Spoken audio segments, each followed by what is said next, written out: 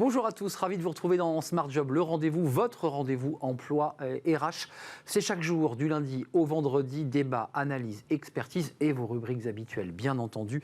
Aujourd'hui, dans Bien dans son job, on s'intéresse à un sujet sensible, humain, quand un choc, une crise personnelle vous libère, vous transforme, on appelle ça la résilience et on va en parler dans quelques instants avec Patricia Asensi. Le livre de Smart Job, comme tous les vendredis, un livre et un auteur, mieux travailler avec la sagesse Toltec. Mais qu'est-ce que c'est donc que la sagesse Toltec?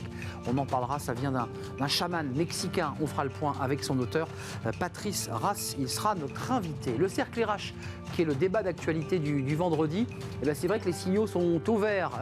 Les emplois, création d'emplois, le PIB, la croissance. On reviendra évidemment sur ces très bons résultats de notre économie.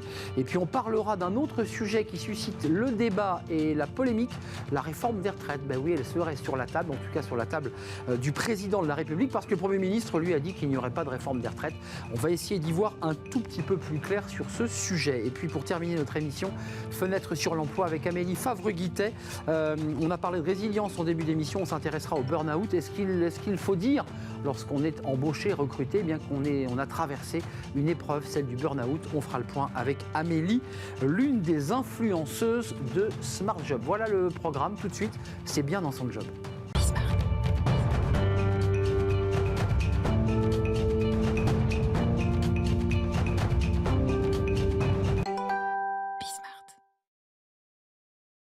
Bien dans son job. Alors là, le titre de notre rubrique est bien trouvé pour parler du sujet du jour. Patricia Asensi, merci d'être avec nous. Patricia Asensi Ferré. C'est important de donner l'ensemble de votre nom. Déléguée générale fondatrice d'Envie de Résilience et puis des ateliers de résilience professionnelle. On reviendra évidemment sur l'ingénierie, mais la résilience, d'abord, c'est un mot qui est utilisé par les psychologues, par Boris Cyrulnik qui porte ce mot. Si j'ai bien compris, la résilience, c'est quoi? C'est la capacité pour un matériau de résister au choc et de pouvoir finalement continuer à se développer. C'est ça l'idée? C'est le principe, effectivement, oui, de pouvoir se développer en dépit de l'adversité, de réussir un nouveau développement face à cette adversité. Et la question qu'on pose avec la résilience professionnelle, c'est de se demander ce que nos épreuves individuelles, collectives, personnelles, professionnelles peuvent générer de différents et influencer positivement la performance des entreprises. Alors, Patricia Asensi Ferré, on ne se lance pas dans l'aventure dans laquelle vous vous êtes lancée pour parler de résilience, pour en faire de la pédagogie, sans avoir été, je l'imagine, soi-même traversé par cela. Vous êtes passé par des cabinets ministériels, par de l'institutionnel.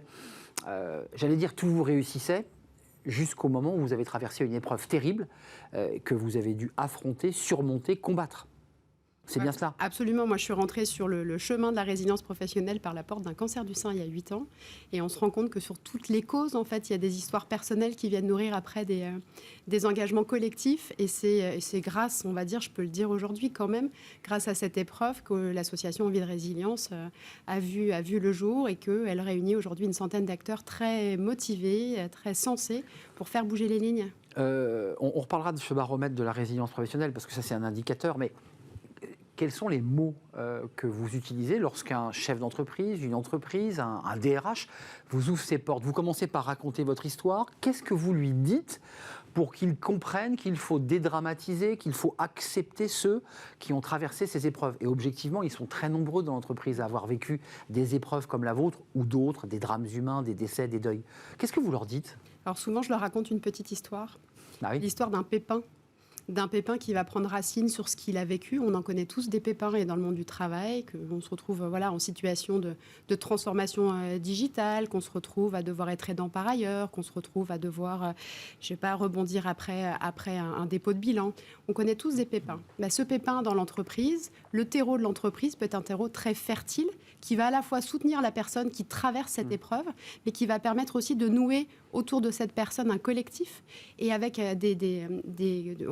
on va dire des conséquences assez positives. Et c'est un petit peu l'enjeu de se dire aujourd'hui comment imaginer que la vulnérabilité peut être une vertu, que la résilience peut être une vertu. Mais regardons les entreprises qui osent aller sur ces sujets-là en termes de turnover, en termes de taux d'absentéisme, en termes d'engagement. Elles font déjà la différence et elles feront encore plus la différence sur la durée. Concrètement, comment on matérialise cette vision très philosophique de la résilience, c'est-à-dire la capacité d'un homme de pouvoir être traversé par une épreuve et finalement s'appuyer sur cette épreuve pour se construire et pour grandir? C'est philosophique. Comment on le transforme dans l'entreprise? Qu'est-ce qu'on fait concrètement? C'est une politique de petits pas. Et donc, du coup, là, je pense qu'il est important de rappeler que la résilience ne saurait être une injonction. On ne la décrète pas, la résilience. Ah oui. On peut soutenir la résistance qui peut conduire à l'épuisement, mais on ne peut Résistance. pas tirer. Ce n'est pas la même chose. C'est pas pareil. On ne tire pas sur une herbe pour qu'elle pousse. Et en fait, de manière très concrète, déjà, de parler de la résilience, d'expliquer comment ça fonctionne. Donc, de manière très basique, des petites conférences de sensibilisation au petit déjeuner d'1 heure pour questionner ce que c'est, comment ça fonctionne. Et puis après, nous, on rentre sur ce sujet de manière très pratico-pratique en formant les managers sur les entretiens de réaccueil. Basiquement, qu'est-ce qui se passe ? De retour de maladie, Absolument. par exemple. Mais de retour de maladie, mais de retour aussi d'un chômage partiel, de retour d'un télétravail prolongé. Ce qui est le cas en ce moment. Absolument. La longue épreuve reste une longue épreuve. Je vis en parallèle de mon travail, j'ai vécu des choses, j'ai appris des choses. Comment je renoue ? Mais ce qui est intéressant dans ce que vous nous racontez, Patricia Sansiféré, c'est que quand on est dans l'entreprise et qu'on y a vécu un tout petit peu, on s'aperçoit que finalement ça ne se passe pas comme ça, que les gens ont un masque, que chacun a mis son masque et que personne ne parle réellement de ses galères, de ses souffrances. On est muré. Vous faites quoi? Vous dites faut casser ça? Il faut se montrer un petit peu plus à vif? C'est compliqué d'être soi-même en entreprise. Alors, c'est vrai qu'il est plus facile aussi de diriger des cartes de visite et d'être une carte de visite, mais Ouais. en vrai, nos émotions, nos vies ne restent pas à la porte. Et on avait un échange avec Cédric Dalmasso de Paritech sur cette frontière entre vie pro et vie perso. Très flou, là. Est-ce que vraiment il y a une frontière ? Et donc, effectivement, l'idée n'est pas d'être dans le coming out, de dire « Ah bah tiens, super, j'ai vécu ça, Non. Par contre, il se passe quelque chose et aujourd'hui, il y a un principe de réalité. On travaille sur la performance des entreprises, sur la croissance des entreprises. Si je ne sais pas dans mon équipe comment ça va pour de vrai, le risque est quand même juste de croire que tout va bien et de me manger un mur à retardement. Donc aujourd'hui, comment vont les équipes ? Et c'est vrai que j'insiste aussi, nous, on est très sensibles aux entreprises qui s'engagent pour les autres, pour d'autres, pour des causes, en termes de résilience professionnelle. Mais aujourd'hui, qu'est-ce qu'on fait pour les nôtres ?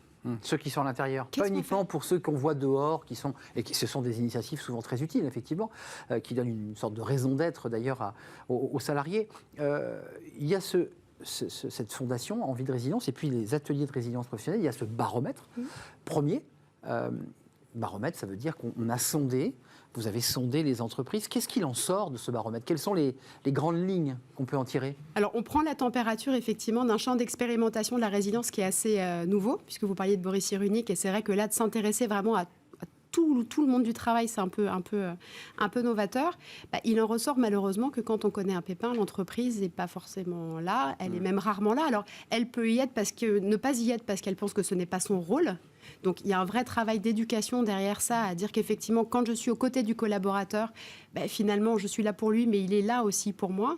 Donc, c'est vraiment les premières pierres d'un travail de pédagogie et de relier vraiment, de mesurer clairement ce que ça génère. Patricia, une question quand même très, très concrète. C'est difficile d'aller tirer, excusez-moi l'expression, les vers du nez d'un collaborateur. On sent qu'il n'est pas bien, on ne sait pas trop ce qu'il a. Le manager a envie d'aller vers lui. C'est quoi la limite entre l'intrusion dans la vie perso-privée et l'envie de faire le bien? C'est très subtil, ça. C'est très subtil et d'ailleurs, donc du coup, je vais dévoyer un peu un projet qui est dans les cartons, mais on travaille avec AG2R, la mondiale, justement à l'expérimentation de cette fonction de tuteur de résilience professionnelle. Comment je peux accueillir? Je peux à la fois soutenir, mais je peux aussi être témoin. Qu'est-ce que je peux dire? Qu'est-ce que je peux faire?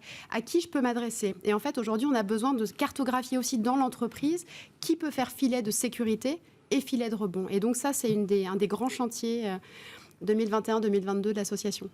Juste une question personnelle, comment vous en êtes sorti? Vous vous êtes accroché à l'idée de créer quelque chose parce que vous l'aviez mal vécu? Parce que quand on crée quelque chose, c'est comme quelqu'un qui a eu un deuil. Je pense notamment à cette association d'un des pères qui a perdu sa fille lors des attentats du 13 novembre et qui s'est accroché à cette association pour continuer à la faire vivre. Il y a un peu de ça dans cette initiative à l'origine, pour le moins? En fait, moi, je le vois plutôt comme un élan de vie, en fait. Je veux dire, j'avais 15 ans donc, dans les pattes de Relations Instit et je me suis posé la question de savoir ce que j'allais faire quand je serais grande. Et j'ai mesuré qu'il me manquait un maillon entre justement la personne et son travail quand il y avait eu un accident. Mais on vous a aidé à l'époque, les ministères, les institutions? Est-ce que lorsque vous vous êtes retrouvée en situation personnelle, on vous a tendu la main ou vous êtes retrouvée toute seule? Alors, je ne vais pas dire ça. Je ne me suis pas retrouvée toute seule, heureusement. Par contre, c'est sûr que mon employeur, à l'époque, n'est pas forcément le plus vertueux. Et je pense que, voilà, il y a beaucoup de choses à faire dans le monde du travail. Il y a beaucoup de choses à faire dans le service public. Ce n'est pas grave. On n'a pas besoin d'être parfait pour y aller. Encore une fois, c'est une politique de petits pas. On peut être très humble là-dessus. On n'est pas obligé d'être parfait. Je vois, on travaille aujourd'hui avec des grosses entreprises qui ont mis en place des petites actions. On ne va pas juger, elles s'engagent. La petite action pour basculer entre votre histoire personnelle et ce que vous mettez en place, ça peut être aussi un espace de rencontre, un espace aussi de dialogue, parce que je pense que ce qui est important, c'est de dénouer la parole, la déverrouiller, non ? C'est difficile. Libérer la parole, trouver des espaces effectivement d'échange et de retour sur expérience. On n'a pas été ensemble au travail pendant un moment. Quand on se retrouve, le secret de la résilience, le seul engrais qui vaille sur la résilience, c'est le lien. Le lien. Donc, ça veut dire que, si je m'autorise, les débats sur le télétravail posent en creux cette question. Le fait qu'on éloigne de plus en plus le collaborateur de cet espace de sociabilité, pour vous, c'est plutôt négatif, non ? Pour moi, c'est un vrai risque. Il y a un risque. Il y a un vrai Même risque. si tout le monde plébiscite le télétravail en ce moment. Mais ça peut. Après, on sait qu'il y a, je crois, seulement un tiers des personnes qui ont été accompagnées sur la mise en place du télétravail. Donc, on a des enjeux là-dessus. Tout ce qui va nous permettre de nous réunir, l'idée est quand même sur ces prochaines... Quel monde du travail on veut pour les 20 prochaines années, en fait, c'est la question à se poser. Donc, soit on est dans l'omerta, et je ne suis pas sûre que c'est la bonne stratégie, soit effectivement on met sur la table les vrais sujets de la vie d'une entreprise, de la vie d'une personne, on se met autour de la table et on peut agir. On n'est pas forcément responsable de ce qui nous arrive. Par contre, la manière dont on va l'appréhender et ce qu'on peut mettre en place pour soutenir les équipes et l'entreprise, ça, on peut agir. Avant de nous quitter, Patricia Asensi-Ferré, on a parlé de ce baromètre qu'on peut, j'imagine, découvrir sur votre site pour approfondir ce sujet. Puis il y a eu la 2e édition du prix de la résilience professionnelle.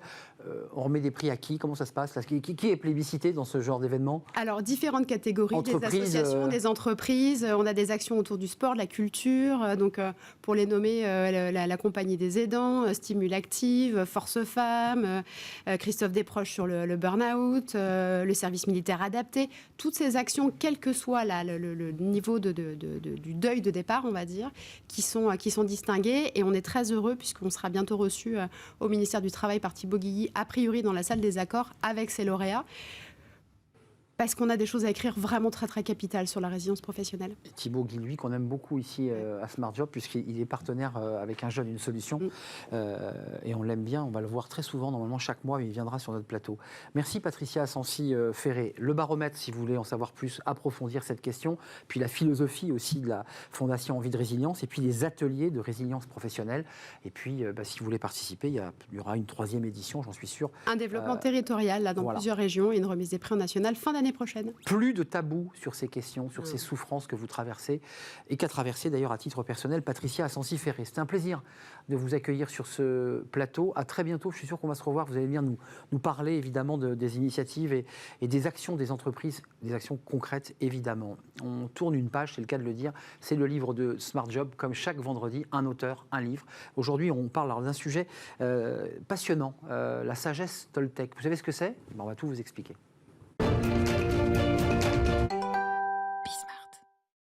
Smart Livre, chaque semaine, un livre, un auteur, autour, d'une manière très large d'ailleurs, des enjeux, des organisations, du travail, de l'entreprise. Et on accueille Patrick Ram. Bonjour Patrick, auteur de Mieux travailler avec la sagesse Toltec, réenchanter, harmoniser, redynamiser votre vie professionnelle, édition Erol. C'est votre 54e livre, oui. C'est dire que vous écrivez. Vous avez une formation de lettres et de philosophie. C'est ça. Et puis morphopsychologie, oui. Avec une étude très approfondie. Alors d'abord, pour commencer, pour indiquer à ceux qui n'auraient pas lu ce livre, qui n'en auraient pas fait une école de commerce, parce qu'on l'étudie en école de commerce, la sagesse Toltec, c'est pas vous qui l'avez inventée, on est d'accord. Bien sûr. C'est Miguel Ruiz. Absolument, oui, tout à fait. Comment ça se passe ? Comment ça vient ? Les Toltecs, on connaît que c'est civilisation mexicaine, enfin en tout cas d'Amérique du Sud. Comment elle devient un élément de notre environnement contemporain ? Comment ça s'est passé ça, ce transfert ? Alors c'est une très bonne question. Moi je crois en fait en plus que la sagesse Toltec est à l'opposé de la culture occidentale. Donc quelque part c'est paradoxal et en même temps c'est complémentaire. Et c'est peut-être ça la clé de l'explication, c'est-à-dire qu'on a peut-être besoin justement d'aller chercher des sagesses qu'on a oubliées, des sagesses de la nature, des sagesses spirituelles, des choses simples, du bon sens. C'est inspiré, Miguel Ruiz s'appuie sur un chaman. Il y a du chamanisme. Alors, absolument. Très vite on se dit mais c'est mystique. On va voir très rapidement que c'est pas du tout mystique. et qu'il y a vraiment des règles de vie, parce que c'est une règle de vie, c'est une sorte de philosophie de vie. C'est quoi le chamanisme finalement? Qu'est-ce que le chamanisme est venu apporter à cette réflexion? C'est un rapport à la nature, un rapport au monde? Alors oui, c'est ça. En fait, le chamanisme, c'est d'abord une religion de la nature. Tout simplement. C'est une des premières religions du monde après l'animisme. L'animisme, c'est de considérer que tout est animé, tout est divin. Les pierres, tout est les sacré, arbres. voilà. Et le chamanisme, c'est la même chose, mais un peu plus structuré. C'est-à-dire que là, on commence déjà un peu à réfléchir sur qui fait quoi, quelle énergie, etc. Et le chaman est en quelque sorte le prêtre, on pourrait dire l'intermédiaire en fait entre les mondes. Et c'est à la fois un medicine man, un professeur, un médecin, un passeur, exactement. Et donc, c'est lui l'intermédiaire entre les énergies visibles et invisibles. Une dernière question, on va rentrer dans le livre, mais qu'est-ce qui vous a poussé à écrire un livre sur cette sagesse toltèque? En quoi vous pouviez la revitaliser, cette théorie? Parce qu'il y a eu beaucoup de livres écrits sur la sagesse. En fait, c'est mon éditeur qui m'a proposé d'écrire un livre sur ce sujet. Et comme en fait, je connais un peu le sujet, puisque j'ai eu la chance de rencontrer des chamans, toltèques ou pas d'ailleurs, et du coup, j'avais une espèce de culture en fait qui me permettait d'avoir une vision globale sur ce problème. Pour ceux qui nous regardent, et on va s'intéresser notamment à pas mal de sujets que vous traitez, parce qu'en fait, vous adaptez cette sagesse toltèque à des situations concrètes de l'entreprise, des transformations, la culture du changement. C'est quoi les piliers clés, je crois qu'il y en a 5, qui structurent cette pensée de la sagesse toltèque? Alors, déjà, effectivement, il faut faire la différence entre la sagesse toltèque, qui est un réservoir énorme, et les 4 accords toltèques, ou les 5, qui sont en fait le fer de lance en fait, de cette spiritualité, et qui a fait connaître Don Miguel Ruiz en Occident. C'est ce livre-là. En 97, oui, le livre, c'est ça, hein. Aux États-Unis. Et il est passé à une émission de télé, et en fait, c'est Oprah Winfrey qui a fait sa publicité, et le livre est devenu un best-seller dans les jours qui ont suivi. Et donc, ces règles de vie qu'on pourrait s'approprier, ce sont lesquelles? Alors, c'est des principes très simples. En fait, le premier principe, le premier accord toltèque, c'est que votre parole soit impeccable. Ça veut dire tout simplement que pour les toltèques, la parole, c'est sacré. C'est quelque chose qui nous distingue des animaux. C'est un don des dieux et on n'a pas le droit de l'utiliser contre quelque chose ou contre quelqu'un. Donc, il faut la respecter. Exactement. Donc, il faut l'avoir toujours positive. Donc, ça veut dire évidemment pas d'insultes, pas d'incivilité, pas de critique, pas de jugement. Pas de médisance. Pas de médisance, bien sûr. J'ai vu dans votre livre. Voilà, pas de ragot, pas de mensonge, pas de faux témoignages, etc., etc. Ça va très très loin en fait. Donc c'est une forme d'éthique de la pureté absolue, avec soi-même, qu'on s'impose à soi-même. J'ai vu qu'il y avait aussi l'idée qu'il ne fallait pas penser de manière hypocrite, parce que si on pensait de manière hypocrite, ça revenait à nuire finalement à la personne, à soi-même et à l'autre évidemment. User de diplomatie primordiale, oui. C'est quoi ? Alors en fait, l'idée, c'est de faire un espèce d'alliage en fait, entre l'authenticité, c'est-à-dire on dit ce qu'on pense et on pense ce qu'on dit. Donc ça, c'est l'intégrité et l'authenticité. Et de l'autre côté, en fait, évidemment, on ne va pas agresser les autres. On ne va pas imposer, dominer ou agresser les gens avec nos idées, nos paroles. Donc l'idée, c'est de faire attention à l'autre en respectant soi-même. C'est ce qu'on appelle l'assertivité, en fait. Il y a un autre élément que je trouve assez passionnant, parce que ce sont des choses qu'on va pouvoir modéliser dans l'entreprise, c'est réduire sa charge mentale en cessant de penser à la place des autres. Oui, ça c'est le deuxième accord toltèque, ou le troisième, en fait, qui dit en fait, ne faites pas de suppositions. Et c'est vrai que nous, en fait... Ça revient tout le temps dans le livre. Ah oui, bien sûr. Mais pas de suppositions. C'est une clé, ça, parce qu'en fait, notre cerveau, il est tout le temps en train de faire des suppositions. Dès qu'on parle, dès qu'on entend, dès qu'on regarde, dès qu'on reçoit des informations, on les interprète. Et on est tellement surentraîné à ça qu'on ne peut pas s'empêcher de le faire. Donc l'exemple que je donne toujours, c'est le rendez-vous manqué. On a rendez-vous avec quelqu'un à 18h, à un café, la personne n'est pas là, et hop, dans la minute qui suit la seconde où on regarde la montre, on commence à se dire mais pourquoi elle n'est pas là, elle ne viendra pas, je suis pas assez bien, et blablabla. Et la machine, en fait, a interprété, s'emballe, et nous crée des films, souvent des films catastrophes. Et des angoisses. Pour rien. Et des angoisses. Et des angoisses. Qui nous épuisent. Qui ne servent à rien. Dernier point, la culpabilité. Vous dites, et en tout cas vous vous inspirez de cette sagesse toltèque, la supprimer. Parce que cette culpabilité serait un moteur de la déprime, finalement, de notre affaiblissement. Donc il faut quoi? Il faut repousser cette notion de culpabilité? Alors oui, la culpabilité, en fait, dans l'absolu, n'est pas forcément mauvaise, comme toutes les émotions. Elle a une signification, mais la plupart du temps, et comme j'ai animé des stages sur la culpabilité pendant des années, je peux vous dire que je l'ai vérifié, 90% des culpabilités sont injustifiées. Autrement dit, on s'invente. Voilà, on culpabilise pour rien. On s'arroge en fait une espèce d'idée que c'est nous qui sommes responsables du malheur des autres. alors qu'on y est pour rien. Donc ça, évidemment, ça fait des ravages parce qu'on perd du temps, de l'énergie, ça bousille les relations, ça complexifie tout. Donc la notion de culpabilité, c'est aussi une manière pour les Toltecs, puisque tout part des Toltecs, de se mettre à distance, et en tout cas à bonne distance finalement. C'est ça. Il y a une notion de distance Oui. par rapport à ses problèmes, par rapport et au monde aussi d'ailleurs. Oui, bien sûr. Alors il y a un élément que je trouve très intéressant, d'abord parce qu'il y a un schéma que je trouve génial dans la conduite du changement, où dans cette conduite du changement, page 118 et 119 pour le schéma, d'abord il y a l'idée d'une résistance, d'abord un déni, une révolte, puis un marchandage, ça c'est dans le schéma, et puis à la fin une acceptation qui passe par une dépression. On déprime, puis finalement on va devoir accepter. En quoi la sagesse Toltec, là, elle peut aider un manager ou un dirigeant, parce que c'est souvent des moments difficiles, on va annoncer un changement, et vous dites quand même qu'à la fois il faut que la personne qui reçoit soit un peu Toltec, mais il faut aussi celui qui porte le message le soit aussi. Il y a la manière de dire les choses. Évidemment. De toute façon, les Toltecs ont toujours dit que si on n'est pas cohérent, si on n'applique pas le message n'est pas entendu. Oui, il faut être en ligne et aligné avec soi-même. Exactement. Donc ça, la courbe de deuil, en fait, qui est le schéma du livre, ça a été inventé ou mis au point par Elisabeth Kubler-Ross, qui a travaillé sur l'accompagnement des mourants pendant des années. Simplement, on sait que dans la conduite du changement, c'est la même chose. C'est-à-dire que les groupes, on abandonne quelque chose. Mais bien sûr, on perd quelque chose. Et donc forcément, comme on perd quelque chose, on passe par les mêmes étapes, individuellement et collectivement.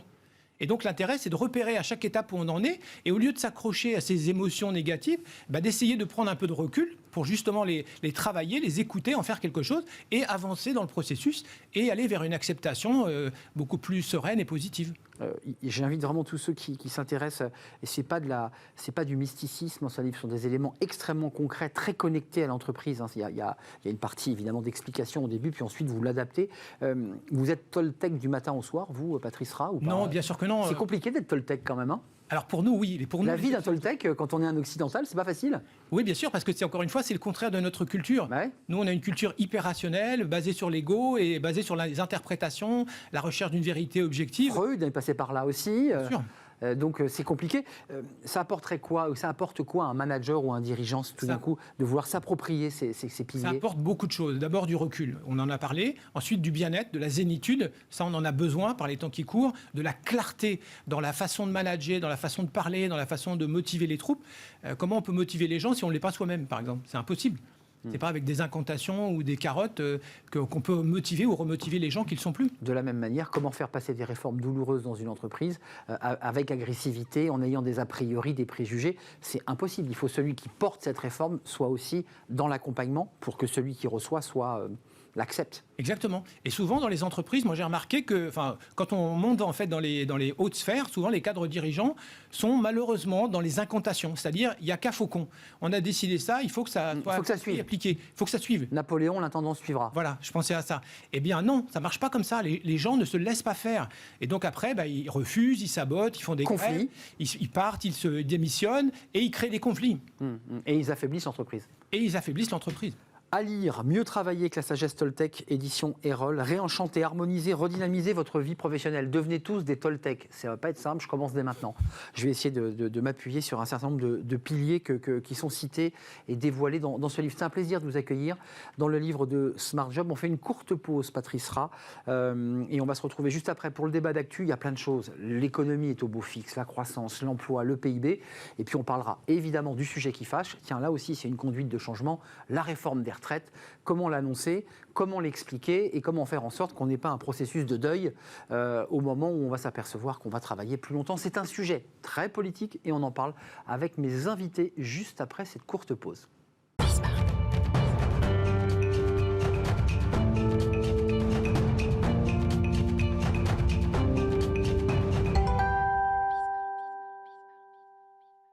Le cercle RH, le débat d'actu du vendredi. On va bien sûr brosser l'actualité économique autour des questions d'emploi de RH. Alors évidemment, les chiffres sont formidables puisque la ministre Borne a indiqué plus d'1 million d'emplois qui ont été créés. C'est du jamais vu. La croissance, le PIB supérieur, annonce l'INSEE, puisqu'il était prévu par Bruno Le Maire à 6, il passera à 6,25, chiffre de l'INSEE, donc qui est un peu le juge de paix sur ces questions. L'économie est florissante. C'est vrai qu'on nous avait annoncé l'apocalypse et pour le coup, on a une économie qui repart très très fort avec une pénurie d'emplois, il faut le préciser, près de 500 000 postes, peut-être même 600 000 postes qui ne sont pas pourvus. Puis on parle des retraites. Tiens, ça c'est un sujet intéressant parce que dans cette année électorale, le président veut expliquer aux Français qu'il va réformer et il a décidé de parler des retraites. Sauf qu'au même moment, Jean Castex, vous l'avez entendu, a dit qu'il n'y aura pas de réforme. Donc il va falloir peut-être se mettre d'accord. Je vous présente mes invités sur ce débat. Olivia Copin, merci d'être avec nous. Merci. Vous êtes CEO de Just Business, qui est une société, une entreprise de conseil en transformation éthique. Exactement. Je ne dis pas de bêtises. C'est parfaitement pour accompagner les entrepreneurs à devenir plus éthiques, plus juste, plus éthique et plus tourné vers l'environnement. La finalité économique, sociale et environnementale. Voilà. C'est important. Stéphane Marchand est à vos côtés, rédacteur en chef du magazine Pour l'Écho. On va voir la une de votre mensuel Pour l'Écho. Voilà. Sommes-nous vraiment nuls en économie ? Voilà une bonne question. Oui, on est à 6,25 de croissance, mais sur la base de quoi ? Comment on fait ? Ah oui, Stéphane. Ça, bien sûr, pour entrer dans les détails. Hein. Le diable s'y cache. Exactement. Attention à la communication. Cyril de Keral, merci d'être avec nous. Vous êtes le CEO de Powell Software. Oui. Comme son nom l'indique, c'est une entreprise de la tech. Oui. Vous embauchez en ce moment ou pas ? Oui, on embauche pas mal, oui, bien sûr. Oui. On embauche pas mal et dans tous les pays. Et bon, c'est vrai que c'est challenging en ce moment. C'est challenging, ça veut dire que vous le sentez chez vous, de l'intérieur, oui. Ça pousse. Oui. Oui, c'est difficile. En ce moment, il y a de la demande sur le marché de l'emploi. Je précise que vous êtes membre des entrepreneurs et dirigeants chrétiens. Voilà. Juste un petit mot, tiens Cyril, puisqu'on est ensemble.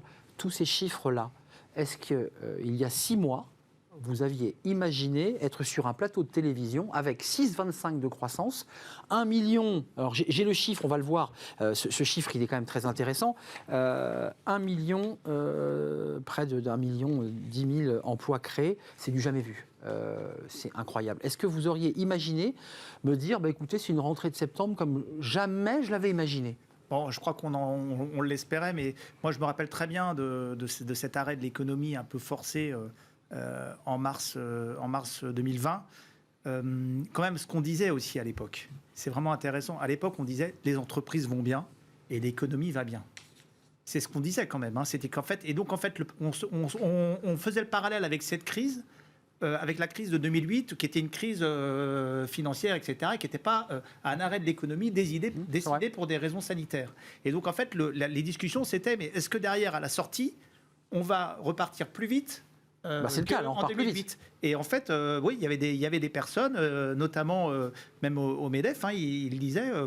Il est fort probable que la reprise soit bonne à la sortie. Et là, aujourd'hui, c'est ce qu'on voit quand même. Hein. Nous qui ne sommes pas très bons en économie, c'est la une de... Ce qui n'est pas vrai, mais en tout cas, c'est vrai que c'est la question que vous posez. Est-ce que certains évoquent déjà l'idée, à travers ces chiffres, qu'on est entré dans une sorte de 20 glorieuses ? On a parlé des 30 glorieuses, rappelons-nous, cette espèce de moment de l'économie où on a construit, développé, créé de la richesse. Certains disent, mais avec ces chiffres-là, c'est les 20 glorieuses. On a 20 ans devant nous d'une explosion économique, d'un développement économique. Est-ce que vous adhérez à cette idée, Stéphane ? Alors, c'est une théorie qui a cours. Hein. C'est que les années 20, les fameuses années 20 qui ont suivi la Première Guerre mondiale, c'est ce qui nous attend maintenant. C'est-à-dire un développement énorme à la fois de l'art, de la littérature, de la philosophie et aussi de l'innovation technologique. Et du krach boursier du 29. Et alors évidemment, à la fin des années 20, il y a un krach boursier et ensuite il y a une Deuxième Guerre mondiale. Donc bon, effectivement, ce sont des comparaisons qu'il faut prendre avec prudence. Mais c'est vrai que c'est très surprenant de voir les chiffres extraordinaires que l'on a aujourd'hui. 1 million de créations d'emplois quand on sait que le gouvernement français a décidé, à juste titre d'ailleurs, de financer le chômage, c'est-à-dire financer l'emploi en avançant le chômage partiel. Donc le fait qu'il y ait en plus de ça 1 million en plus, c'est tout à fait extraordinaire, au point qu'on a un tout petit peu du mal à y croire et on a envie d'entrer dans les détails de ce million d'emplois. Et puis deuxièmement, ces chiffres sur la croissance, quand on voit que les entreprises qui fabriquent cette croissance, sont-elles véritablement revenues à la normale ? Et ce que je veux dire par là, c'est que l'URSSAF a-t-elle recommencé à prélever les cotisations sur les entreprises ? Ils vont recommencer fin septembre. alors à ce moment-là, la trésorerie affichée aujourd'hui Va dans les descendre. entreprises françaises est une trésorerie complètement fictive. Artificielle. Donc attendons un petit peu que l'URSSAF ait fait. Moi, je dirige une petite entreprise dont l'URSSAF n'a pas prélevé les cotisations depuis 18 mois.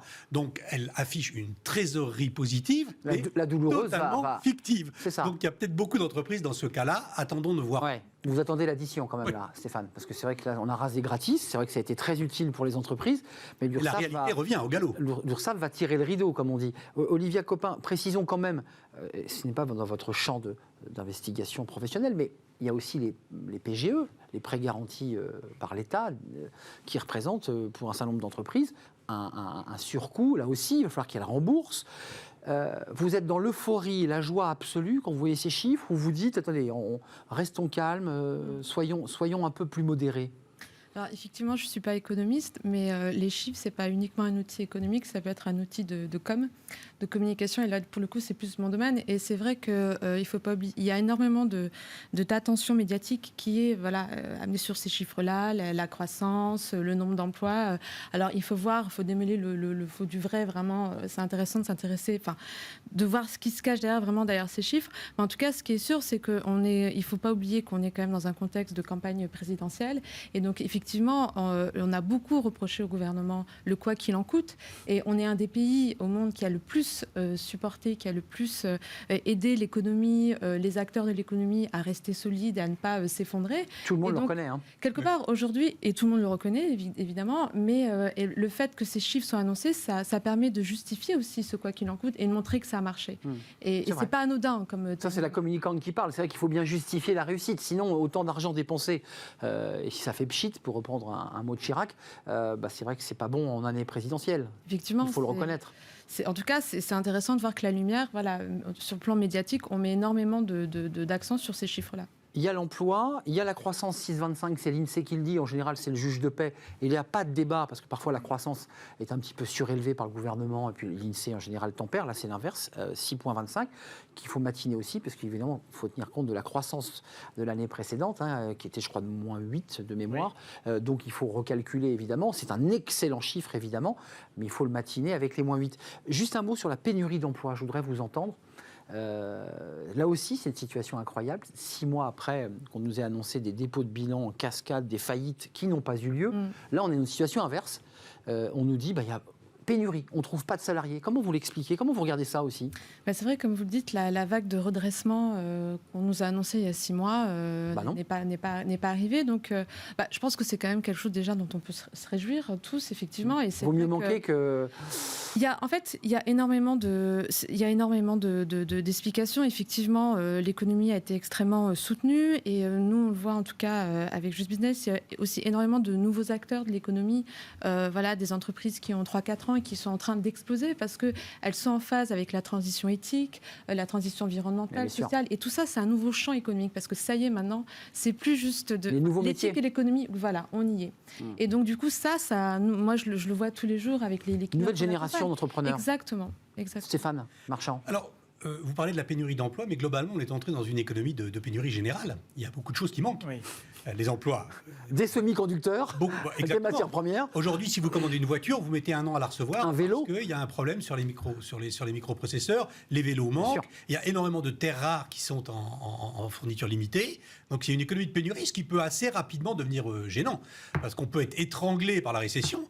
On peut aussi être étranglé par l'enchaînement et l'escalade. Donc, l'important, c'est de piloter. Et comme on a tendance à avoir une économie un tout petit peu en lean management, c'est-à-dire pas trop de stock, c'est la doctrine, pas trop de stock, ça veut dire que... Oui, c'est vrai. C'est-à-dire, Cyril de Keral, vous avez des pénuries, vous, dans votre domaine Quand vous appelez, je sais pas, l'Asie, parce que souvent on se fournit en Asie. C'est vrai que sur les ordinateurs, etc., en ce moment, c'est un peu difficile de se faire livrer. Mais ce matin, j'étais dans un rendez-vous avec Bruno Le Maire, et c'était intéressant, parce qu'en fait, le souci qu'a le gouvernement aujourd'hui, et ce sur quoi ils vont se mettre le focus dans les semaines qui viennent, c'est ça, c'est la pénurie des matériaux et l'emploi.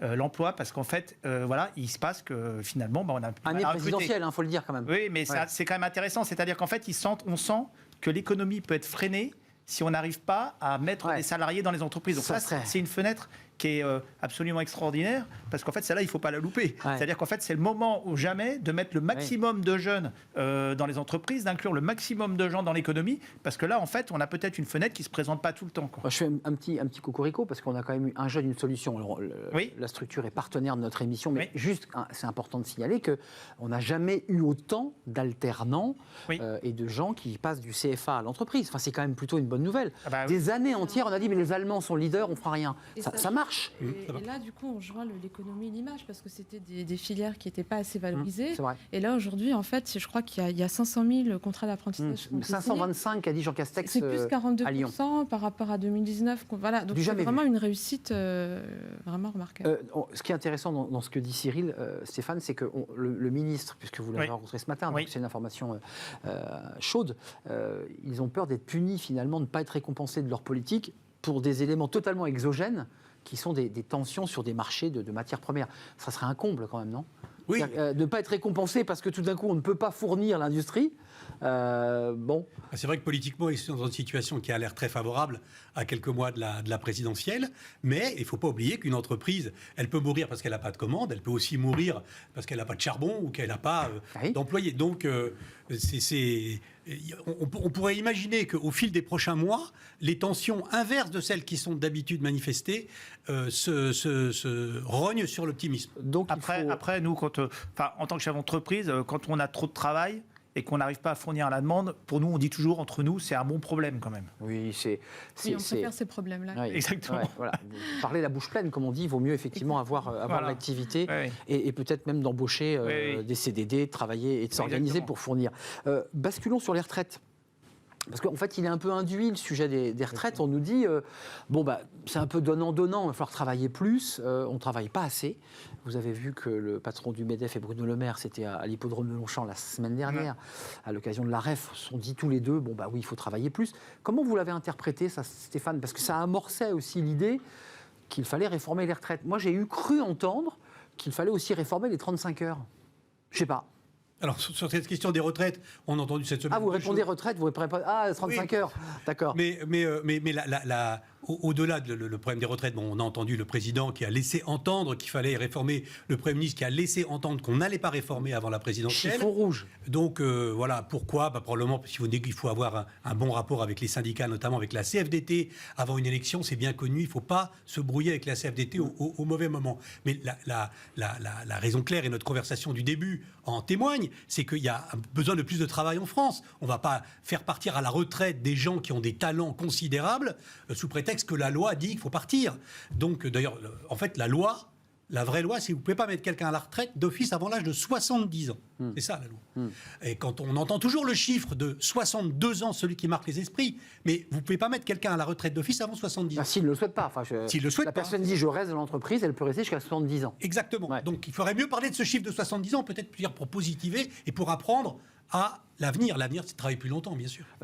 Quand même, Cyril de Kéral et Olivia Copin, c'est quand même un débat sur le modèle, notre modèle, puisqu'en fait, aujourd'hui, le nombre d'actifs, alors peut-être que le chômage va baisser, que grâce à ces bons chiffres de l'économie, le chômage va baisser, donc on va avoir plus d'actifs, mais pour l'instant, c'est un actif, 2 pour un retraité, donc ça ne finance pas nos caisses.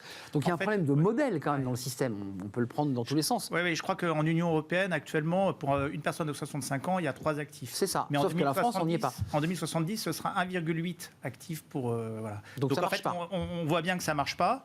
On voit bien aussi que pour financer, on a quand même une dette qui est à 117% du PIB maintenant. Donc en fait, comment on va pouvoir financer cette dette ? Il va falloir qu'en fait, on travaille plus. C'est obligé. Sinon, on transfère au suivant et puis ça peut continuer longtemps comme ça. C'est intéressant que vous ameniez la dette dans le débat, parce qu'en fait, cette dette, on l'a fait rouler, et surtout, on la met beaucoup sous le tapis, cette dette. Je pense qu'un des points clés pour réduire la dette, c'est la croissance qui va nous aider, parce que ça va créer des revenus.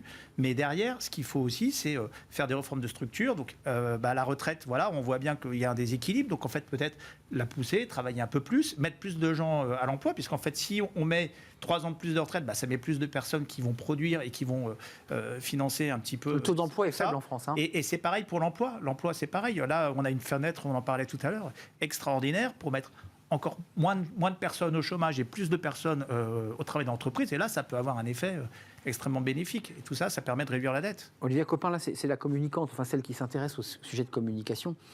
on a titré retraite chiffon rouge. Ça dit quoi de la stratégie de communication? Parce qu'on a deux analyses. Soit le président veut réformer en moins de 6 mois un système qui est quand même un mastodonte, ou alors il fait de la com et il dit aux Français, regardez, jusqu'au bout je vais réformer. Et finalement il ne se passera rien. Oui, complètement. En fait, ce qui est intéressant, c'est que là, c'est pas tant le président Macron qui s'adresse aux Français, c'est le candidat Macron. C'est ça. Et donc, effectivement, c'est un sujet à la fois de com, mais aussi politique. C'est-à-dire qu'en s'attaquant aux sujets très économiques comme les retraites, qui est quand même la mère des réformes, il l'avait dit, ou l'assurance chômage qui va rentrer en vigueur apparemment le 1er octobre, Oui. il vient gratter un petit peu du côté de la droite, qui jusqu'ici s'est quand même prononcé sur des sujets de sécurité et d'immigration. Et puis, médiatiquement, il faut bien exister. Là, on est quand même dans un calendrier extrêmement chargé. Vous avez des annonces par rapport aux candidatures pour les présidentielles qui sont qui font partie de l'agenda médiatique. Dimanche, c'est Anne Hidalgo. Vous avez la sortie du livre d'Éric Zemmour qui va faire beaucoup de bruit. Donc, en fait, lui, il doit exister médiatiquement. Et donc en fait, il peut pas être le maître des horloges, mais il essaye d'être un peu le maître du jeu et pour imposer les débats. Et donc, oui, complètement, je reviens à ce que vous disiez, c'est une stratégie de com. C'est la com. Stéphane Marchand, quoi qu'il arrive, même si le président Macron n'arrive pas, ou le candidat Macron n'arrive pas à réformer, il va falloir la mettre sur la table, cette réforme des retraites. Il y a des sujets qui sont posés, qui avaient été posés par Édouard Philippe, les régimes spéciaux. Il faudra y toucher à ces régimes spéciaux. Ces salariés qui ont un régime spécial. L'écart entre le public et le privé dans l'âge de départ à la retraite. Il faudra y toucher de toute façon. Oui, enfin, à une époque, on disait que la réforme de retraite, c'est la mère de toutes les réformes. Elle permettra, si on la fait bien, d'économiser 4% du PIB, quand même quelque chose de gigantesque. J'ai l'impression que la tension retombe un peu. On est peut-être dans le quoi qu'il en coûte, c'est-à-dire que finalement, est-ce que c'est si important? C'est une autre séquence. On entend ces jours-ci des théories du genre la génération qui suit la génération du baby-boom est moins importante, moins nombreuse, et par conséquent, le problème des retraites peut peut-être se résoudre de lui-même, etc. Bon, mais au fond, revenons toujours à ce qu'on a dit tout à l'heure, il faut que la France travaille plus. C'est à la fois important pour que l'économie prospère, et c'est important pour que les gens soient occupés. Enfin, dire, si l'espérance de vie gagne 10 ans, on ne va pas travailler le même temps. Donc, c'est ça qui compte, en fait. Et ce que vient en bonne santé, il y a un débat sur la bonne santé. Ce que vient de faire le président, c'est une opération de communication, effectivement, mais qui n'est pas idiote. Il a envoyé un message de droite, non aux régimes spéciaux, mais on n'y touche pas maintenant. Un message à gauche, 1 000 € minimum pour une retraite au SMIC, pour une vie au SMIC. Et puis, il estime que ça suffit aux 1 000 €, hein, c'est pour un petit envoyer le message qu'il voulait envoyer. Donc peut-être que c'est une nouvelle étape de la communication politique. Vous dites ce que vous auriez peut-être pu faire et ça remplace ce que vous faites. En tout cas, le quinquennat était très Ça s'appelle de la contrarié. fumée. Voilà. Mais en tout cas, je pense que là où je rejoins votre propos, c'est qu'il veut de toute façon se connecter à l'ADN fondateur de son parti, qui est la réforme. Voilà, On réforme. On transforme. Et c'est vrai qu'il a été un peu empêché dans la transformation pour les sujets qu'on connaît. Il y a eu des grèves, il y a eu les gilets jaunes, et puis il y a eu la crise Covid. Ouais. Cyril Kéral, juste un mot. Il y a la petite cagnotte, vous ne l'avez pas évoqué. Je ne sais pas si Bruno Le Maire vous a pas l'air des retraites. Vous avez évoqué le sujet des retraites avec lui tout à l'heure? Enfin, juste dans les termes. Ou mezza voce, peut-être. Le fait que, de toute façon, il va falloir travailler plus, quoi. Donc après, derrière, c'est vrai que... Pour tout le monde, excusez-moi, parce qu'il y a quand même un débat pour ceux qui nous regardent. Il y a des entrepreneurs là dans le BTP qui peut-être nous regardent là en ce moment et qui disent bon, d'accord, mais moi j'ai quand même une centaine de salariés qui ont 56 ans et qui sont sur les chantiers. Moi, ils me disent qu'ils sont brisés, cassés. Comment on réinvente ça entre ceux qui sont dans le service, le tertiaire, et puis ceux qui sont quand même en souffrance au travail, non? Enfin, comment on fait là? Dire que tout le monde travaille plus, si vous voulez, c'est facile à dire et très difficile à faire. Oui, mais en fait aussi, c'est vrai qu'il y a ces cas-là, des gens qui travaillent avec des métiers où il y a pas mal de pénibilité. Mais quand même, on voit aussi, on voit que notre espérance de vie à 62 ou à 63 ans, elle est quand même assez élevée. Donc en fait, voilà. Et puis certains, comme le disait Stéphane, il y en a qui ont envie de continuer à travailler aussi. Donc en fait, je crois pas que ce soit un gros problème. On touche aux régimes spéciaux ou pas? Parce qu'il y a les régimes spéciaux il y en a encore une quarantaine, ça a été réformé depuis quelques années, mais il en reste pas mal. Et puis il y a aussi l'écart entre le privé et le public. Est-ce qu'on réaligne tout ça? Est-ce que pour des questions de justice et d'équité, vous dites qu'il faut réaligner? Moi, je pense qu'on va y aller. Qu'on va y aller. Et justement, c'est pour ça. Et justement, c'est pour ça qu'en fait, moi, je suis pas contre le fait qu'on le fasse pas tout de suite, mais qu'on le fasse après l'élection présidentielle, parce que je pense que cette réforme des retraites, elle est vraiment fondamentale pour le pays. Il faut qu'on la réussisse bien, et c'est peut-être mieux de la faire juste après les élections présidentielles, logique. avec la dynamique qui sera très légitime et qui du coup aura la possibilité de faire cette réforme qui est importante. Donc et on n'est peut-être pas à 6 mois près sur ce sujet-là. Il y avait la réforme du grand-père, la clause du grand-père d'Édouard Philippe qui disait que dans les régimes spéciaux, entreprises publiques ou parapubliques, c'était seulement ceux qui entraient dans l'entreprise qui bénéficiaient d'un nouveau statut sur les retraites, et tous ceux qui étaient dans l'entreprise, qui semblait assez juste, bénéficiaient du statut pour lequel ils avaient signé le contrat. C'était plutôt une bonne idée. Je ne sais pas si ça sera repris. Je vous ai coupé la parole, Olivier. Non, en tout cas, j'allais dire que concernant les régimes spéciaux, la majorité des Français sont quand même pour la suppression. Donc effectivement, je pense que... L'équité. Au moins l'équité, voilà. Mais je pense que tout le monde sait que la réforme ne se fera pas avant la présidentielle. Mais le sujet doit exister médiatiquement, voilà, pour des raisons politiques. C'est de la fumée, a dit Stéphane Marchand. Enfin, c'est moi qui l'ai dit. Stratégie, mais... Il y a pas mal de fumée autour de ce sujet. Un petit mot avant de nous quitter sur la cagnotte. Vous avez vu qu'il y a une cagnotte parce que l'économie va si bien qu'on va dégager finalement plus de TVA, plus d'impôts sur les sociétés. C'est une bonne nouvelle. Qu'est-ce qu'on va en faire de cette cagnotte? C'est quand même une bonne nouvelle. Oui. Qu'est-ce qu'on en fait? Moi, j'espère que ça. Elle est déjà dépensée, dit-on déjà. Ouais, j'espère que ça va être pris pour rembourser la dette et puis pour diminuer l'endettement de l'État. J'espère que c'est là que ça va être utilisé, ou en tout cas de faire levier sur des opérations qui vont permettre de réduire cette dette. C'est ça qui est important. D'accord, il n'y a pas de cagnotte dans un pays qui a un déficit à 60%, une dette à 120. Donc non, il n'y a pas de cagnotte. Il n'y a pas de cagnotte. Non, elle va juste servir à légèrement éponger, parce que vu le montant, il faut rappeler quand même que la dette Covid, rien que la dette Covid, c'est près de plus de 400 milliards d'euros. Et ça vient s'additionner évidemment notre dette structurelle. Une cagnotte, c'est vraiment signe de très bonne santé de notre économie, mais enfin, elle est absorbée immédiatement, cette dette. Oui, je pense qu'encore une fois, le cagnotte, c'est peut-être un élément de langage qui c'est très journalistique. Voilà. Mais en tout cas, oui, c'est sûr que c'est bien la première fois. Si on nous dit qu'il y a trop d'argent, ça serait bien quand même assez inédit, effectivement, au regard de la dette. Et pourquoi pas aussi toute la transition quand même économique qui nous attend sur le plan environnemental. 30 milliards là, qui vont arriver. Voilà, donc du coup, mais c'est vrai que le wording est assez intéressant en tout cas. D'ailleurs, il y a un paradoxe, Stéphane Marchand, avant de nous quitter, je ne sais pas si vous l'avez traité ou vous le traitez, mais cet écart entre l'idée de toujours consommer plus et ceux qui disent, mais attention, en consommant plus, on abîme la planète. Enfin, c'est un peu le débat qui est posé dans tous les cénacles, les institutions écologiques, et pas d'écologistes. Vous êtes d'accord avec ça? C'est un peu le paradoxe. Les chiffres sont très bons, puis au même moment, on nous dit, mais attention, on abîme aussi la planète en surproduisant. Oui, c'est vrai, il faut pas être des obsédés de la croissance. Et oui. Parce que la croissance a des retombées négatives. Sauf si on invente, ce qui à mon avis est une lubie totale, ce qu'on appelle la croissance verte, mais qui est une contradiction dans les termes. Non, il faut s'installer dans une philosophie où on consomme moins, on investit moins, on fabrique moins. Voilà, il faut s'installer dans cette philosophie. Et on recycle plus, on fait tourner. Sans devenir des Khmers verts, mais il faut... Il y a l'encyclique du pape, je m'autorise à... Laudato Si, qui quand même va très très loin. Si vous êtes entrepreneur et dirigeant chrétien, il va très loin sur la frugalité, sur l'idée qu'on doit aborder et regarder notre économie différemment. C'est vrai. Voilà, mais le message principal, c'est préserver la maison commune. Et c'est vrai que de toute façon, on voit cette dynamique autour de nous aujourd'hui. Il y a vraiment...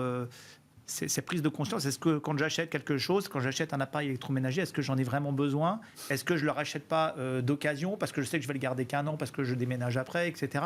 Vraiment, donc c'est un rapport à la consommation est en train d'arriver. Et donc ça, c'est non, mais vous concédez qu'on est dans des grands écarts un peu comme ça philosophiques entre l'idée que la croissance va bien et que plus on crée de la croissance, plus on produit.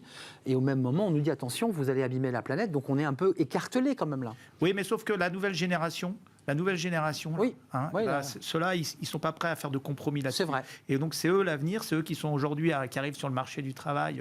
Compris différemment. Et ça peut vraiment tout bousculer. Olivia Copin. C'est déjà la nôtre, en fait. Oui, on est déjà dedans. Oui, je pense qu'en fait, on parlait de croissance verte. Moi, pour le coup, j'y crois quand même. Parce on voit bien aujourd'hui que les produits qui marchent, qui se vendent, ce sont des produits qui sont bien fabriqués, qui sont parfois fabriqués localement, qui sont dans le respect des droits. Donc du coup, je pense qu'il y a quand même un vrai mouvement, une vraie vague de fond. Alors après, évidemment, la croissance verte, c'est un terme qui a été utilisé pour plein de... Voilà, il faut aussi rester... En tout cas, il y a un enjeu économique. Il y a un enjeu économique énorme. Et je pense qu'entre dire que il faut consommer zéro, ça va être compliqué à atteindre, mais en tout cas, mieux consommer, ça, pour le coup, aujourd'hui, c'est... La décroissance un peu radicale à une autre manière de consommer. Merci d'être venu sur le plateau. Stéphane Marchand, votre une du magazine Pour l'Écho, vous en êtes le rédacteur en chef, on va le voir. Sommes-nous vraiment nuls en économie ? On est nuls en économie ?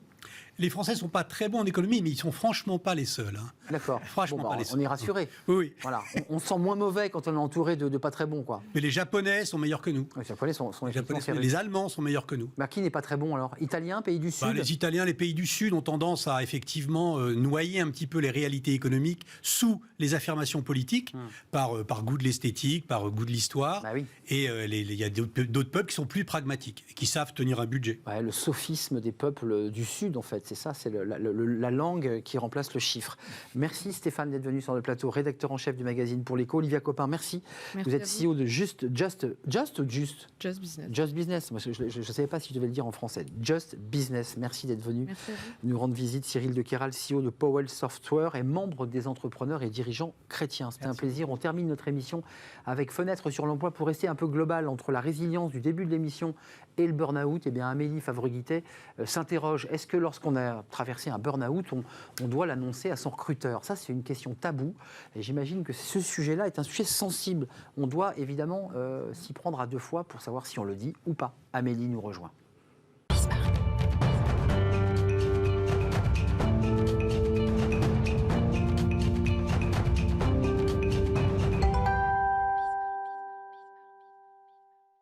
Fenêtre sur l'emploi avec aujourd'hui Amélie Favre-Guittet à distance. Bonjour Amélie. Bonjour Arnaud. Comment allez-vous ? Eh ben, écoutez, très bien. Co-fondatrice Amélie Talent Management, faites partie maintenant de ce cercle très fermé des influenceuses de Smart Job. On est très très heureux évidemment. Amélie, on parle d'un sujet qui est sensible. On a évoqué au début d'émission, vous avez peut-être entendu un débat et les questions de la résilience professionnelle. Avec vous aujourd'hui Amélie, on s'intéresse à un autre sujet qui est la question du burn-out, qui est un sujet, en tout cas vous allez le développer, un sujet tabou. Pourquoi c'est tabou le burn-out ? Parce que c'est pas rare en tant que recruteur, quand on va recruter justement lorsqu'on est en session, d'avoir quelqu'un qui va peut-être nous raconter qu'il a eu un burn-out, ou on va peut-être le détecter pendant l'entretien. Et alors la question, c'est que quel est le rôle, quel est le pouvoir entre guillemets du recruteur qui a ce candidat qui suspecte d'avoir eu un burn-out ou qui nous l'annonce. C'est est-ce qu'on poursuit le processus du recrutement avec le candidat ? Est-ce qu'on l'écarte ? Est-ce qu'on l'oriente vers un autre type de poste ? Est-ce qu'on en parle au manager ?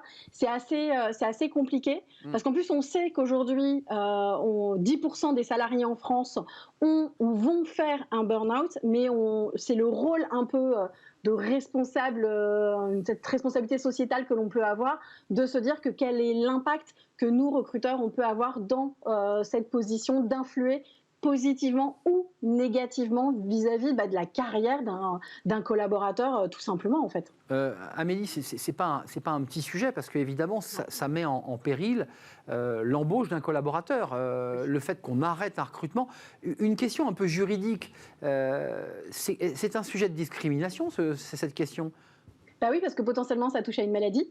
C'est une donnée personnelle. Donc, la personne n'a aucune obligation d'en parler dans le cadre d'un entretien.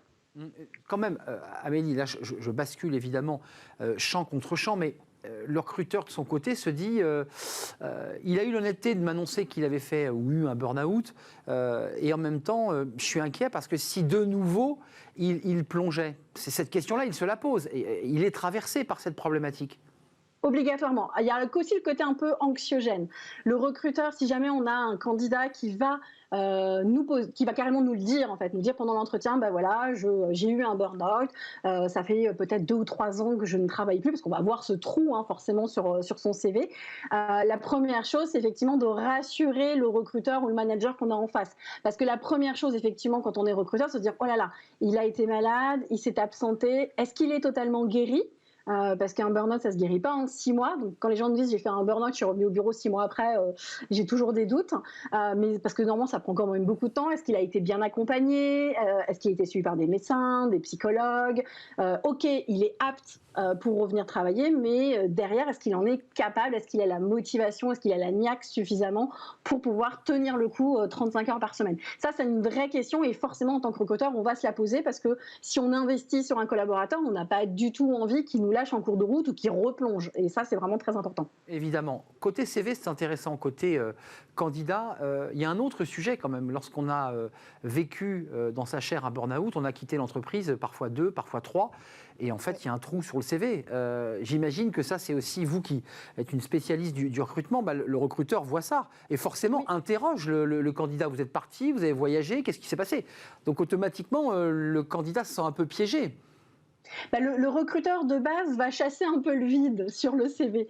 Donc dès lors qu'il y a un trou, on va vous dire tiens, vous avez fait quoi pendant ces 6 mois, 1 an, 2 ans, 3 ans ou plus, qu'est-ce qui s'est passé? Et ça soulève une inquiétude du recruteur. Donc tout de suite, il va falloir rassurer. Si on n'a rien mis sur le CV, il faut avoir une argumentation claire avec laquelle on va être à l'aise aussi. C'est-à-dire que quand on va en parler au recruteur, il ne faut pas qu'on soit en train de sangloter ou de ressentir à nouveau le traumatisme du burn-out. Il faut vraiment être à l'aise et poser les choses de manière positive en disant ben voilà, effectivement, j'ai été malade, j'ai été accompagnée, j'ai réussi à m'en sortir, j'ai appris beaucoup de choses sur moi. Ouais. Aujourd'hui, je suis beaucoup plus forte et je sais où sont mes limites et je sais jusqu'où je suis capable d'aller. Donc, on est vraiment dans le côté rassuré. De toute manière, l'entretien sert à rassurer le recruteur et là encore plus dans le cas du burn-out quand le recruteur nous pose la question. Il faut surtout éviter d'éluder la question du recruteur en disant ah non, ça c'est une donnée personnelle, je ne souhaite pas en parler. Parce que là, forcément, on nous laisse avec un vide incroyable et là on se dit ok, il essaye de me cacher quelque chose, qu'est-ce que c'est, il est allé en prison, il est tombé malade, qu'est-ce qui s'est passé pendant ce trou qu'il ne veut pas me raconter. Et ça c'est la pire des choses. Ce qui crée évidemment encore plus d'angoisse que de le dire, parce que le fait de ne pas le dire, on s'imagine des choses absolument horribles. Quand même, Amélie, le conseil que vous nous donnez là à travers votre intervention, c'est sur ce point, parce qu'on sait qu'on va être interrogé sur ce sujet, on sait qu'il y a un trou dans le CV, donc il faut bosser un peu quand même, il faut bosser la réponse. L'entretien de base, il faut le bosser. Mais là encore plus, si on a eu un burn-out, il va falloir préparer sa réponse.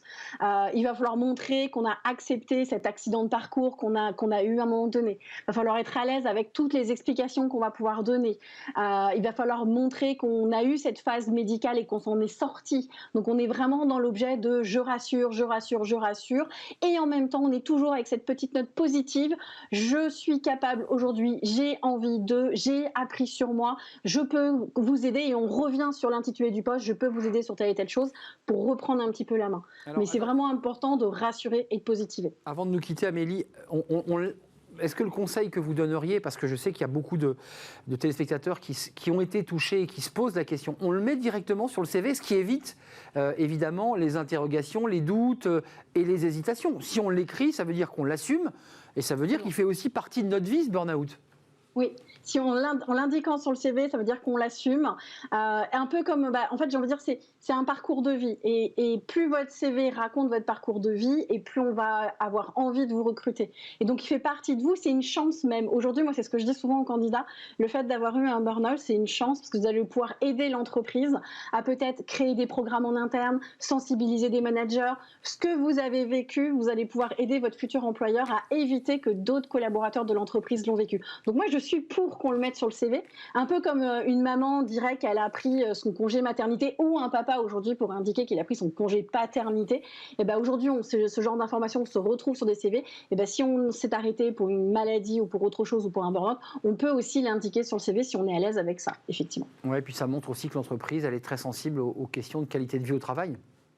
Ah ben oui, là c'est le bon moment de vérifier que les grands discours, les grandes communications justement des entreprises sur la QVT et le bien-être, eh ben, ils sont vraiment alignés dans les faits. Merci Amélie, c'est un vrai plaisir. C'est un sujet éminemment sensible dont on reparlera sur le plateau parce que c'est la notion de transparence et aussi d'ailleurs qui fait écho à notre chronique du début sur la résilience. Tout ça renvoie aussi à la capacité de surmonter des épreuves. Merci Amélie Favre-Guittet. Merci d'être venue sur le plateau, l'une des influenceuses, incontournables influenceuses de Smart Job. Merci à vous. C'est la fin de notre émission. J'ai été très heureux de partager ce moment avec vous. Merci à toute l'écoute. Merci à Mani à la réalisation. Merci à Saïd pour le son et Amanda. Merci à Fanny Griesmer, bien sûr. Merci à Margot Ruot et à toute l'équipe qui m'accompagne. Merci à vous, merci de votre fidélité. Portez-vous bien et on se retrouve très très bientôt, lundi je pense. Bye bye.